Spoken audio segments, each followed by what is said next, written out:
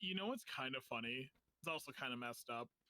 The fact that I don't think we'd have video games without World War II, which this, hey, just hold on, just bear with me for a second. So, a lot of the media we consume, like from Japan and all that, started after the war when Akihabara was a black market that was selling like computer parts and stuff like that. And then after the war, American soldiers were trading like comic books, uh, American comic books, for some of their media.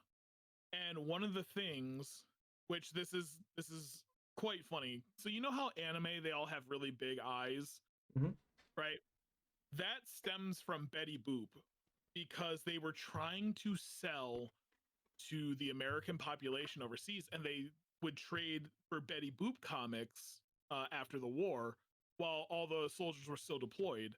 And they started to do the art style more in the realm of Betty Boop to try and sell their idea for media and stuff back to the U.S.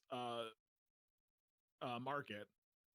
So a lot of the stuff, because Nintendo is a Japanese company, if I'm not mistaken, right?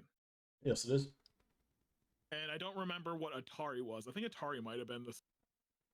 Uh, but a lot of their media and stuff was influenced after the war, just because it was the first time that you know a a giant amount of Americans were there to kind of have these interactions with, where they find out, oh, they like this, we could sell them that, and go from there.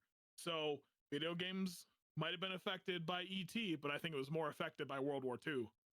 And speaking about animes, there's some animes that would have never came out if they didn't drop the bomb on Hiroshima.